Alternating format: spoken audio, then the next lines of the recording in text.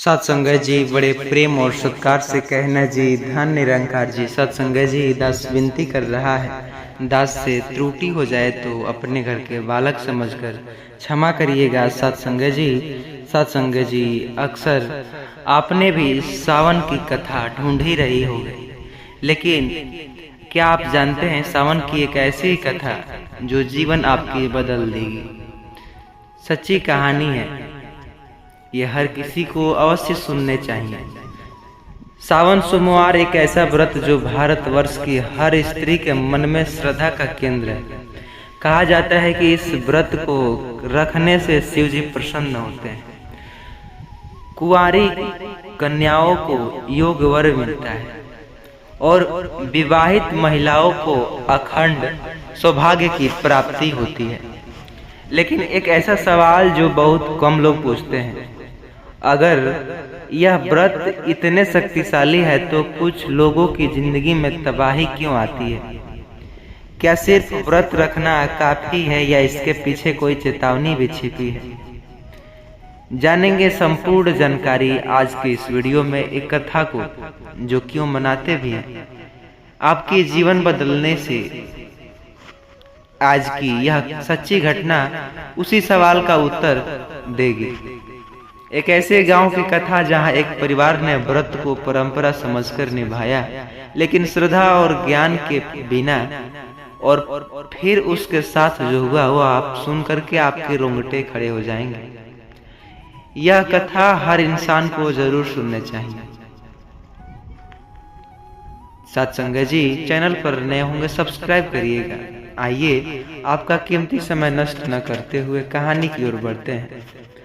गोरखपुर से करीब 35 किलोमीटर दूर गांव है हरिहरपुर। वहीं रहती थी राधा देवी, लगभग 42 वर्ष की साधारण गृहिणी। पति का नाम घनश्याम और 2 बेटियां सालू और निधि। राधा देवी वर्षों से सावन सोमवार का व्रत रखती और वह सावन की व्रत रखती आ रही थी, लेकिन व्रत उसके लिए एक सामाजिक परंपरा था। एक कारण भी था इसलिए वह व्रत करती। इसलिए कह रही थी काम वाला, हर सोमवार सुबह उठना, व्रत की थाली बनाना, मंदिर सजाना और शाम को हल्का फलाहार, यही उसकी साधना थी। लेकिन इस बार सावन कुछ अलग था। यह वर्ष 2025 और पहली सावन सोमवार की तिथि 17 जुलाई। सावन शुरू होने से 2 दिन पहले गांव में एक सत्संग हुआ। सतगुरु निरंकारी मिशन के अनुयायी जो सत्संग करा रहे थे। सत्संगत जी, सावन सोमवार का व्रत सिर्फ शरीर के लिए नहीं, आत्मा के लिए होता है। सिर्फ उपवास मत करो, विचारों को भी उपवास करो। और याद रखो, जो व्रत दिखावे के लिए रखे जाते हैं वे कृपा नहीं लाते, संकट को न्योता देते हैं। लोगों ने सुना, सराहा, लेकिन ज्यादातर ने उसे आध्यात्मिक ज्ञान मानकर अनसुना कर दिया। राधा देवी ने कहा, हर साल व्रत रखती हूँ, सब ठीक है। सतगुरु जो ज्यादा सोचते हैं। जो 14 जुलाई पहला सोमवार राधा देवी ने व्रत रखा, लेकिन जब उस दिन उसके पति को बुखार लगा, वह बोली, भगवान ने क्या कभी मेरी मदद की जो मैं इनके लिए मंदिर भागती रहूं। उसने क्रोधित होकर शिवलिंग पर जल तो चढ़ाया, लेकिन मन में झुंझलाहट, दिखावा और शिकायतें थी। उसी रात घर में पहली बार शंख फूंकने की आवाज आई, लेकिन कोई नहीं था। बेटियां डर गई। घनश्याम का बुखार आया। 24 जुलाई जो बीत गया। दूसरा सोमवार राधा देवी ने व्रत रखा, लेकिन इस बार मंदिर जाते हुए किसी महिलाओं के साथ झगड़ा हो गया। उसने कहा, भगवान को चढ़ावे से क्या फर्क पड़ता है? देखो, मैं तो हर साल करती हूँ, फिर भी कुछ नहीं मिलता। सावन व्रत का अपमान, मन में क्रोध, बाड़ी में खटता और आत्मा में अज्ञान। श्याम को घनश्याम बेहोश हो गया। डॉक्टर ने कहा मस्तिष्क में सूजन, जल्दी इलाज नहीं हुआ तो खतरा। राधा देवी सतगुरु की बातों को याद करने लगी। जो व्रत दिखावे के लिए रखे जाते वे संकट का न्योता देते हैं। ऐसे ही तीसरा सोमवार आया।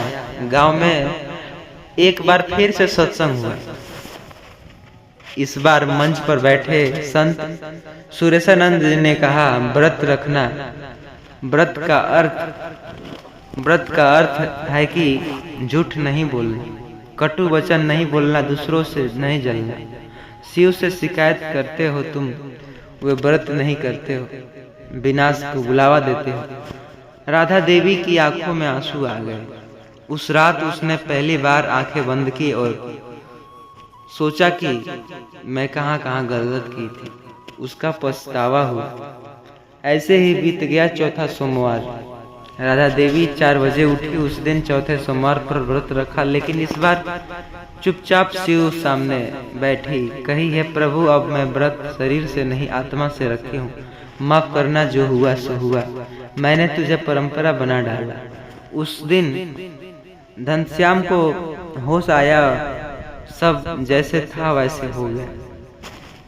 राधा देवी अब हर सोमवार सिर्फ मंदिर नहीं जाती, वह अब गांव की औरतों को सावन सोमवार के व्रत सच्चाई समझाती। वह कहती सावन का व्रत सिर्फ फल, दूध और बेलपत्र चढ़ाने से नहीं, वह तब पूर्ण होता है जब हम मुंह से झूठ बोलना बंद करें, मन से ईर्ष्या हटाए और आत्मा से विनम्रता।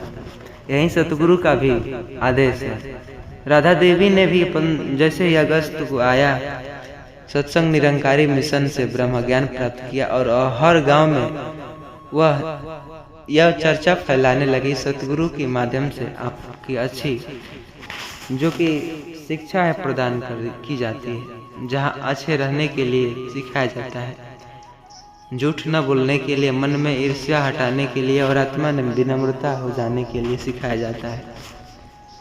अब हर सावन में वह एक पंक्ति सबको कहती, व्रत भोजन का नहीं, बुराइयों का त्याग है। सावन में शिव को प्रसन्न करने के लिए झूठा जल नहीं, सच्चा आत्मसमर्पण चाहिए। यही सतगुरु निरंकारी का भी उपदेश है।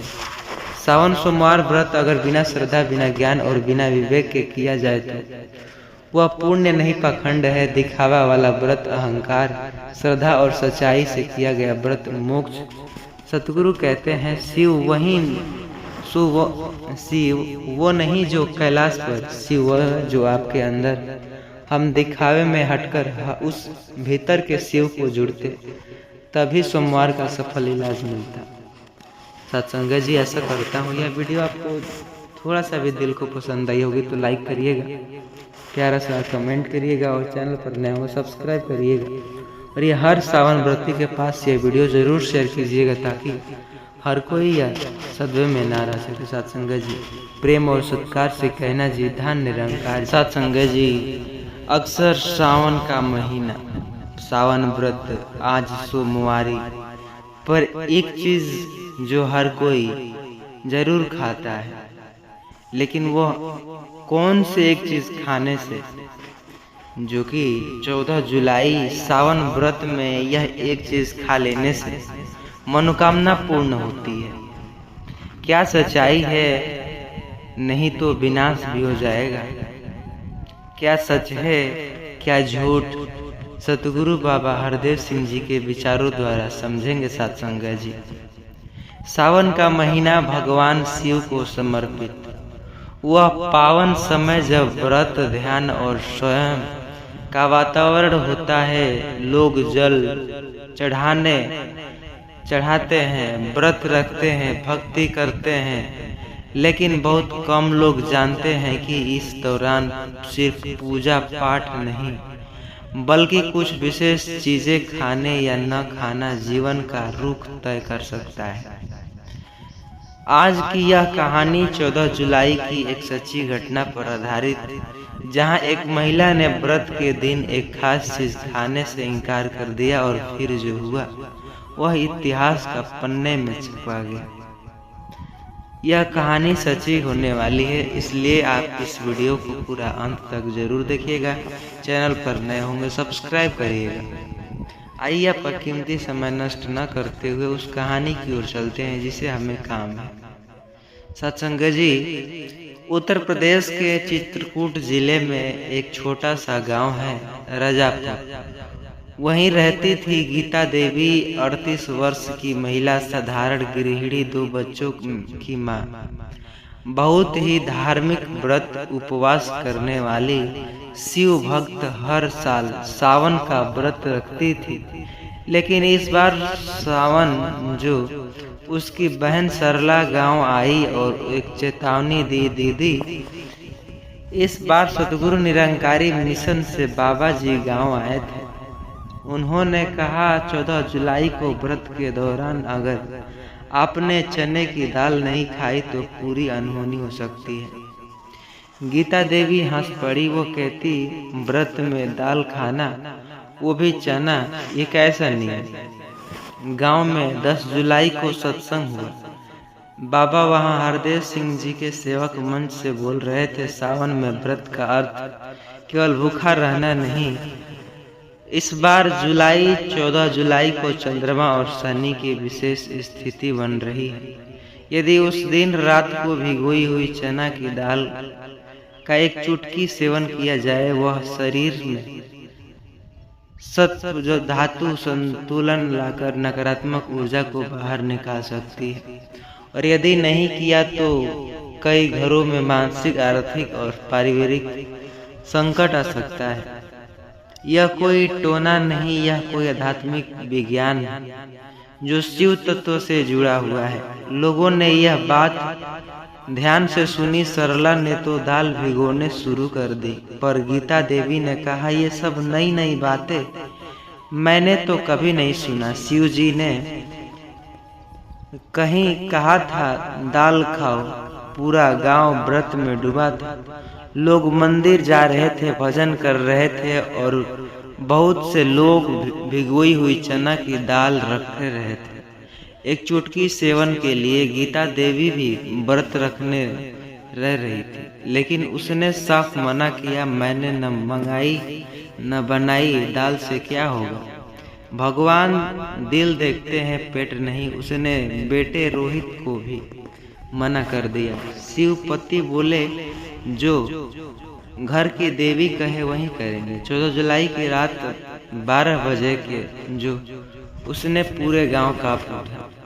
12 बजे रात को गीता देवी का बेटा रोहित अचानक से छटपटाने से लगा। उसने मुंह से झाग निकल रहे थे। उसकी आंखों से जो लाल लाल हो चुकी थी।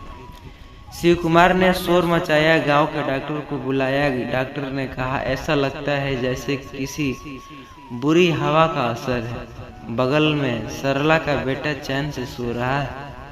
सरला ने धीरे से कहा, मैंने तो बाबा जी की बात मानी थी, चने की दाल खाई और रसोई। गीता ने झुंझलाकर कहा, क्या चने की दाल आत्मा बचाती है।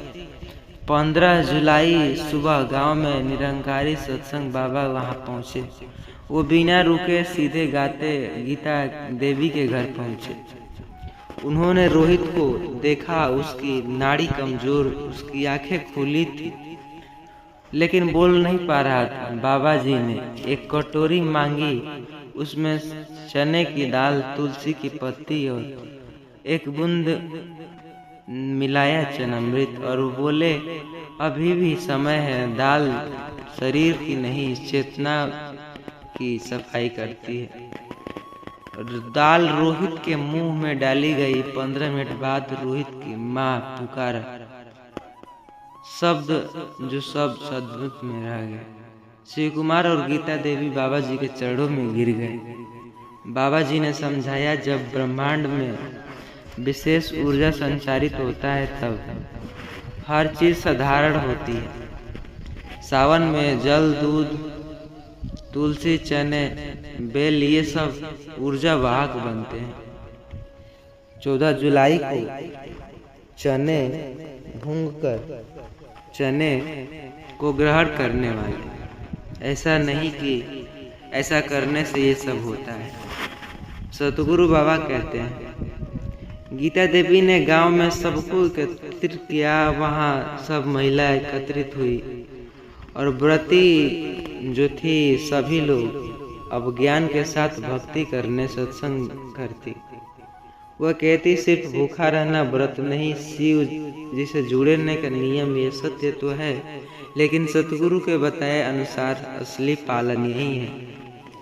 सत्संग जी, इस तरह के प्रश्न आप लोग भी सुना होगा, लेकिन ऐसा कुछ नहीं है कि यह एक चीज खाने से मनोकामना पूर्ण होगी तो ये होगी। सतगुरु निष्कर्ष यही निकालते हैं। इस कहानी से भी स्पष्ट होता है कि सावन में जो किया जाए वह सिर्फ परंपरा नहीं, एक ऊर्जा, विज्ञान। और 14 जुलाई को चने की दाल का सेवन कोई अंधविश्वास नहीं था, बल्कि सतगुरु द्वारा दी गई चेतावनी को सक्रिय करने की विधि थी। सत्संग जी, आशा करता हूँ यह वीडियो आपको तनिक भी पसंद आई होगी, तो दूसरों तक यह वीडियो जरूर पहुँचाइएगा।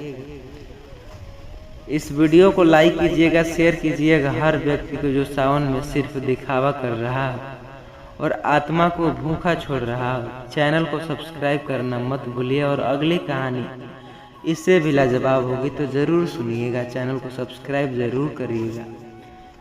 सत्संग जी, प्रेम और सत्कार से कहना जी, धन्य निरंकार जी।